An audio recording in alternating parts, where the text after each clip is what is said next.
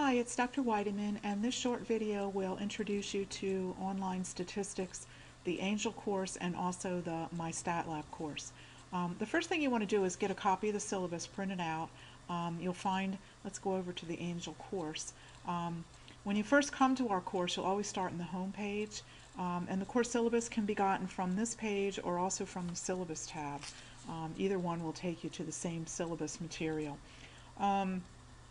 Also on the home page while we're here, any announcements will show up here. You can read your mail. You can get to the syllabus. If there's any assignment due dates coming up on the calendar, they'll show here. And here's some institutional resources. Here's the library login to the search tool, Smart Thinking Student Tutoring, so some different institutional resources that you might find helpful.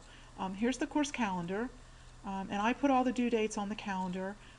Class begins on the 13th. We'll hold a weekly online chat every week at 6:30 on Tuesday evening, and I'll show you where to go to get the links for that.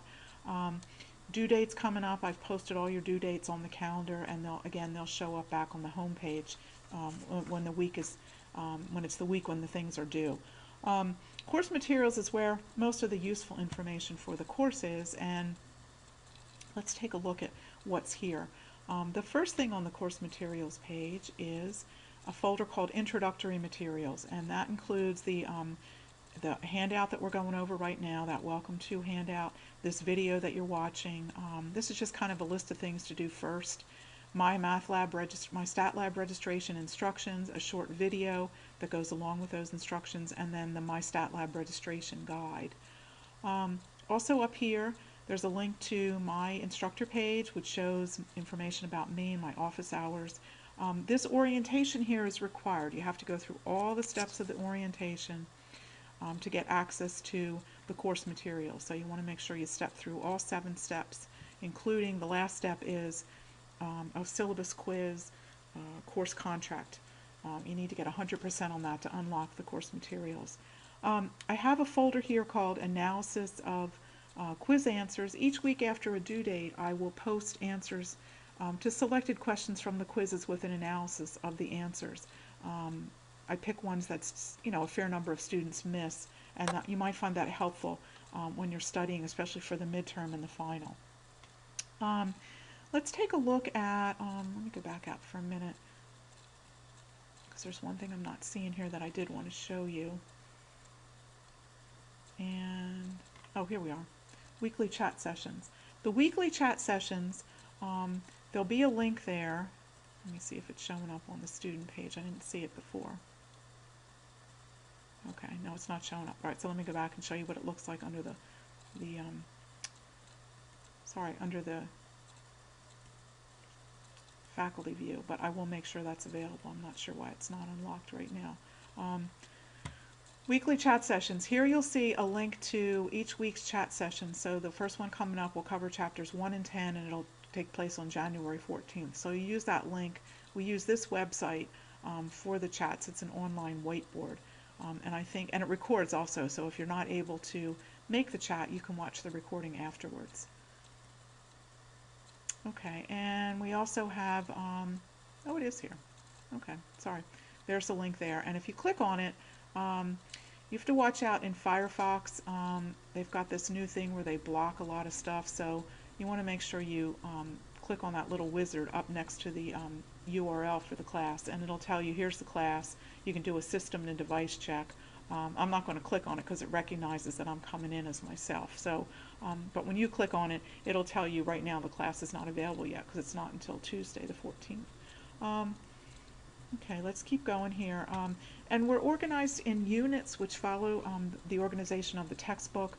And Unit 1, actually let me go back and do a little later one because I want to show you some things that come up later in the chapters. I usually have a little humor here, but we're organized by chapter, and within each folder you'll see the chapter objectives. What are we going to learn in here?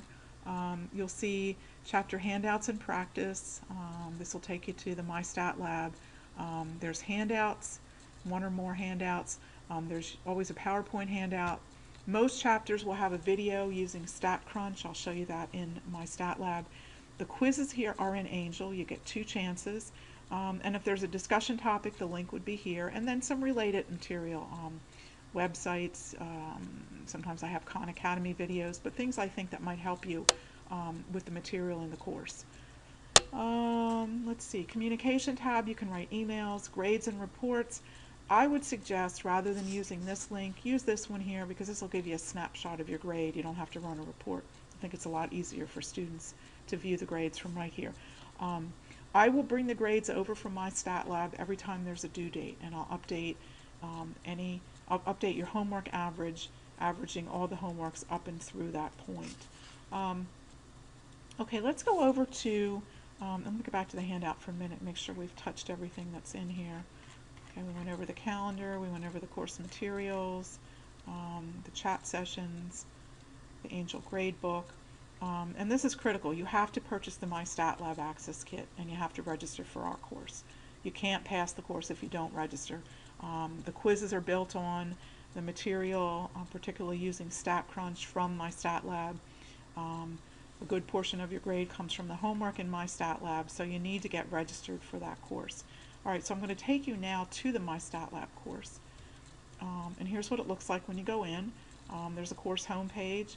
Chapter contents, this is an ebook, so it's an electronic copy of the textbook that we use, the DeVoe, Velleman, and Bach. And so here you get to the videos for the chapter, you can get to the multimedia textbook, and actually I'm going to go back and pick a later chapter, because I think there's some more interesting things on the later chapters. Let's go to section 3.3. There are some embedded links to videos that some students find very helpful, and I've listed these in the chapter handouts that are located in Angel. At the end of each chapter handout you'll see a listing of activities that are relevant in the chapter. So let's take a look and see if I can find one for you real quick. And there's usually a link on the right or the left side depending on which page you're on. And of course I probably won't find one quickly here. I'm sure there are some though. Let's keep going. I just wanted to show you, here's one here. And so this is 5-number summary, and there's a little link. There's an embedded program called ActiveStats, and usually I get a warning because it doesn't want to let the software run, but it's hopefully it'll come up. It's a Java base, yes, you always get this error message, but it really does work. Here's the program here, tap here to launch it, allow and remember, it's using Java.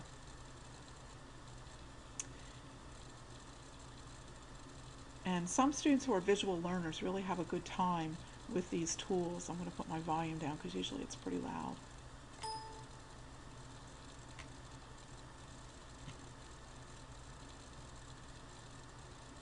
And so this looks like it might Here, actually... once again, are the old faithful waiting times. We summarized the distribution. But frequently these little applets are actually interactive, and they let you play with the tools to see what happens when you change different parameters. So visual learners find those very, very helpful. Okay, so let's go back over here. Here's your homework tab, and there's a homework for each chapter. This introduction is, I think, 8 questions, but it tells me that you know how to use MyMathLab, Mystatlab. So take a few minutes, and it's required for you to get access to the homeworks. So let's take a look at, actually I'm going to do a little later homework. Let's do chapter 3. Okay, so chapter 3, let's take a look at the questions.